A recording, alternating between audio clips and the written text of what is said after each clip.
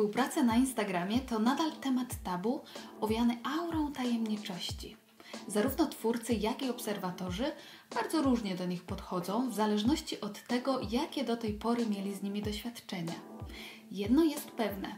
Większość osób ucieszyłaby się z otrzymania jakiejś rzeczy za darmo, ponieważ jak wskazuje powszechnie krążący mit, influencerzy są najzwyczajniej obsypywani prezentami, które marki z radością podsyłają im pod drzwi. Obalmy zatem ten mit już na samym początku. Po pierwsze, wysyłka produktu to zawsze koszt dla firmy, a więc dlaczego ta miałaby się na taki narażać?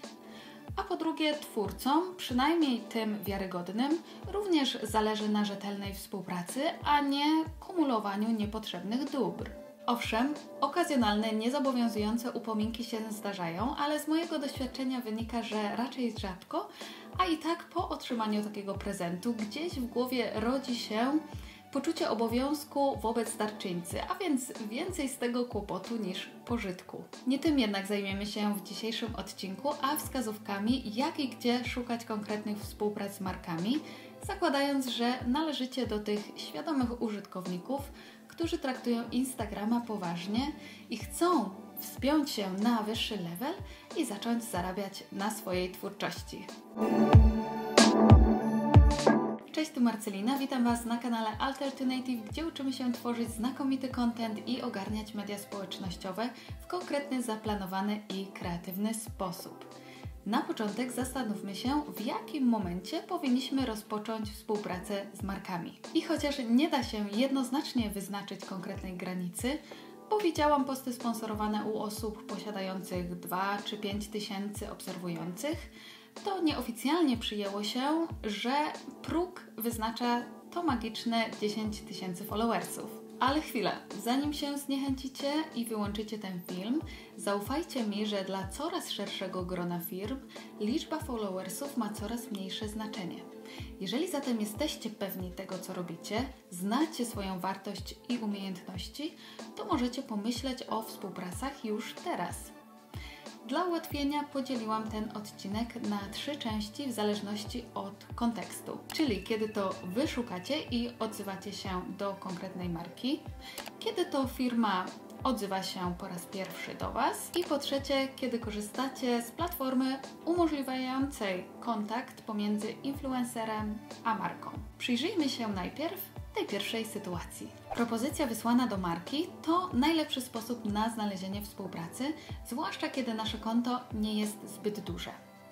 Na Instagramie obecnie aż roi się od influencerów i całkiem spore grono z nich wychodzi z inicjatywą i właśnie wysyła takie propozycje do marek. Co sprawia, że po pierwsze marki mają w czym wybierać, a po drugie nie muszą daleko szukać. I nie chodzi o to, że rynek jest przesycony, przez co możemy się zniechęcić, ponieważ możemy posiadać akurat dokładnie to, czego marka potrzebuje.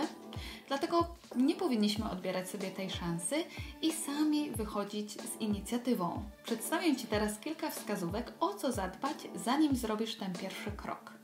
Przede wszystkim zgłoś się do marki, którą autentycznie lubisz i której produkty mogłabyś polecić swoim obserwującym. Jako influencerzy mamy niejako obowiązek dzielenia się szczerą opinią ze swoją społecznością, a branie i reklamowanie wszystkiego, co popadnie, prędzej czy później odbije się nam czkawką. Dlatego generalnie to odradzam. Po drugie, co może wydawać się oczywiste, ale nie zawsze tak jest, przed odezwaniem się do danej marki zaobserwuj jej profil, polub kilka zdjęć, zostaw gdzieś komentarz, a jeżeli już posiadasz jej produkty, oznacz je na swoich zdjęciach. Upewnij się, że Twoja nisza jest zgodna z tym, co reprezentuje dana marka. Na przykład prowadząc profil o kosmetykach, nie możesz oczekiwać, że marka przyśle Ci, załóżmy, buty trekkingowe, nawet jeżeli co weekend wybierasz się na wędrówki po górach, ponieważ ona dobrze sobie zdaje sprawę z tego, że Twoi obserwujący nie będą tym produktem zainteresowani. Co innego, kiedy na przykład Twoje treści przeplatają się i raz pokazujesz content beauty, a co jakiś czas wrzucasz treści związane z trekkingiem. Wtedy istnieje szansa, że się dogadacie. Może to trochę dziwny przykład, ale mam nadzieję, że dobrze obrazuje, o co mi chodzi. Możesz też sprawdzić na profilu marki, z kim do tej pory współpracowała. Jeżeli pojawiają się tam posty z influencerami, to bardzo dobry znak. Jeżeli natomiast widzisz tylko gwiazdy czy modelki, może to oznaczać, że ta firma w ogóle nie chce współpracować z influencerami i prawdopodobnie powinnaś sobie dać spokój. Na koniec zastanów się, co możesz danej marce zaoferować w zamian za produkt czy wynagrodzenie. Oczywistą kartą przetargową są zasięgi i liczba followersów, ale równie dobrze możesz się powołać na wysoki współczynnik zaangażowania, jeżeli w poprzednich kategoriach nie wypadasz zbyt imponująco. To jednak nie wszystko, ponieważ jeszcze lepszą ofertą może być wysokiej jakości content. Świetne zdjęcia i zachwycające filmy, niekoniecznie nawet na Instagrama, to świetny pomysł. Zaproponuj marce coś nieszablonowego, coś co będzie mogła wykorzystać na przykład na swoim blogu albo na swojej stronie. Marki bowiem stale potrzebują nowych treści.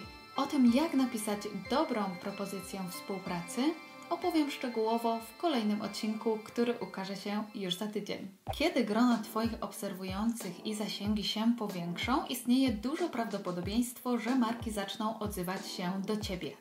Ja zauważyłam tę tendencję od około 12 000 obserwujących. Ale jak wspomniałam wcześniej, to się zmienia, także nie przyjmujmy tego za regułę. Wiadomości są najczęściej wysyłane prywatnie na Instagramie, a czasami też mailowo. Unikałabym wszelkich komentarzy w stylu DM for collab, a przede wszystkim unikałabym współprac wymagających od Ciebie jakiejkolwiek wpłaty albo kupna produktu firmy. Generalnie współpracę dzielimy na płatne i tak zwane bartery, czyli produkt za usługę. Oczywiście płatna współpraca nie wyklucza otrzymania produktu. To, na którą się zdecydujesz i jak podejdziesz do tematu, zależy tylko od Ciebie. Są osoby w ogóle nie uznające barterów i takie, co przyjmują wszystko jak leci. Każda musi zdać się na swoją intuicję i przemyśleć swoje wartości. Dla mnie najważniejsza jest transparentność, dlatego jeżeli jestem naprawdę zachwycona produktem, a praca, którą mam wykonać, jest adekwatna do jego wartości, to zazwyczaj się zgadzam. Musimy jednak pamiętać o tym, że jeżeli ta sama marka do nas wróci po czasie, a my na przykład będziemy już na innym etapie i będziemy chcieli wynagrodzenia, to ta marka może się po prostu na to nie zgodzić. Pierwsza propozycja od marki jest zawsze niezwykle ekscytująca i ciężko oprzeć się pokusie otrzymania niejako nagrody za naszą pracę. Jeżeli jednak czujesz, że ten produkt nie do końca idzie w parze z tym, co prezentujesz na swoim profilu, nie bój się odmowy. Jeżeli padła jedna propozycja, to prawdopodobnie pojawią się i kolejne. Naprawdę nie musisz się na wszystko zgadzać i zawsze masz prawo do negocjacji. Platformy umożliwiające influencerom tworzenie własnych wizytówek to dość nowy, ale i skuteczny sposób na nawiązanie bezpiecznych relacji z markami, zwłaszcza jeżeli jesteśmy aktywni na więcej niż jednej platformie społecznościowej. Są bezpłatne, chociaż w większości wymagają weryfikacji przed upublicznieniem danego konta. Wystarczy, że się zarejestrujemy i poczekamy na potwierdzenie. Następnie warto zapisać się do newslettera albo regularnie śledzić ogłoszenia, bo to właśnie tam będą pojawiały się oferty od marek. Niektóre płatne, inne w formie barteru oraz warunki, które influencer musi spełnić, aby móc do takiej współpracy przystąpić, związane m.in. z liczbą obserwujących. Gdy takie warunki spełniamy, możemy zgłosić swoją ofertę i w ten sposób rozpocząć współpracę. Warto jednak zaznaczyć, że te platformy pobierają niewielką prowizję od każdej pozytywnie przeprowadzonej transakcji. Sama posiadam konto na kilku takich platformach i nieraz udało mi się zdobyć fajną ofertę, na przykład na mojego bloga. Te, które polecam, to WhitePress, Reachblogger, Brandlift i FameShop. Jeżeli znacie lub korzystacie z innych, koniecznie dajcie mi znać w komentarzu poniżej. Mam nadzieję, że udało mi się Ci pomóc w podjęciu tej decyzji rozpoczęcia współpracy z markami oraz podjęciu tych pierwszych, chyba najtrudniejszych kroków. W kolejnym odcinku przyjrzymy się, w jaki sposób napisać taką dobrą propozycję do marki oraz jak taka współpraca może wyglądać od początku do końca. Jeżeli spodobał Ci się ten odcinek, koniecznie zostaw łapkę w górze oraz zasubskrybuj, aby kolejny odcinek Cię nie ominął. Z mojej strony to już wszystko. Dziękuję Wam bardzo za uwagę i do zobaczenia za tydzień.